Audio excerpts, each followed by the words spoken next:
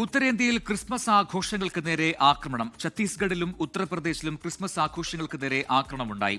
അതേസമയം പ്രധാനമന്ത്രി നരേന്ദ്രമോദി ക്രിസ്മസ് ആഘോഷങ്ങളിൽ പങ്കെടുത്തു. എല്ലാ വിശ്വാസികൾക്കും ക്രിസ്മസ് ആശംസകൾ നേർന്ന നരേന്ദ്രമോദി സമാധാനത്തിനും സാമൂഹിക ഐക്യത്തിനും ആഹ്വാനം ചെയ്തു.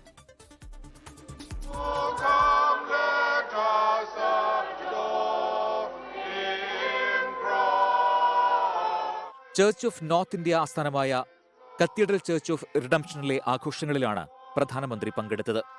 രാവിലെ 8:30 ദേവാലയത്തിലെത്തിയ പ്രധാനമന്ത്രിക്കായി Delhi bishop doctor Paul Swarup പ്രത്യേക പ്രാർത്ഥന നടത്തി.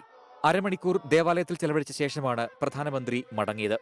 കഴിഞ്ഞ ദിവസങ്ങളിലുണ്ടായ അക്രമസംഭവങ്ങൾ ഉന്നയിച്ചില്ലെന്നും അവ ഉചിതമായ സമയത്ത് ഉന്നയിക്കുമെന്നും bishop Paul Swarup. Already many people have given the representations, and as I said, today is not the day to raise those issues. We'll raise those issues at the appropriate time. അതേസമയം Christmas ആഘോഷങ്ങൾക്ക് നേരെ ഉത്തരേന്ത്യയിൽ വിവിധയിടങ്ങളിൽ ഹിന്ദുത്വ സംഘടനകൾ ആക്രമണം നടത്തി. ഛത്തീസ്ഗഡിലെ റായ്പൂരിൽ സർവ്വ ഹിന്ദു സമാജ് എന്ന ഹിന്ദുത്വ സംഘടനയുടെ പ്രവർത്തകർ അലങ്കാരങ്ങളും സാന്താക്ലോസിന്റെ രൂപവും അടിച്ചു തകർത്തു. മതപരിവർത്തനം ആരോപിച്ച് സർവ്വ ഹിന്ദു സമാജ് പ്രഖ്യാപിച്ച ഛത്തീസ്ഗഡ് ബന്ദിനിടെയാണ് ആക്രമണം. ഉത്തർപ്രദേശിലെ ബറേലി കന്റോൺമെന്റ് ഏരിയയിലെ പള്ളിക്ക് മുന്നിൽ ക്രിസ്മസ് ആഘോഷങ്ങൾ നടക്കുന്നതിനിടെ ബജ്രംഗ്ദൾ VHP പ്രവർത്തകർ ഹനുമാൻ ചാലിസ ചൊല്ലി പ്രകോപനം സൃഷ്ടിച്ചു.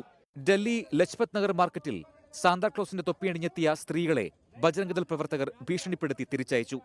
ആക്രമണങ്ങളിൽ BJP സംസ്ഥാന അധ്യക്ഷൻ രാജീവ് ചന്ദ്രശേഖറിന്റെ പ്രതികരണം ഇങ്ങനെ: ഈ രാജ്യത്തിൽ ചില കാര്യങ്ങളെല്ലാം നടക്കും, ചില വട്ടുള്ള ആൾക്കാരും ഉണ്ടാവും, ചിലത് തെറ്റെല്ലാം ചെയ്യും.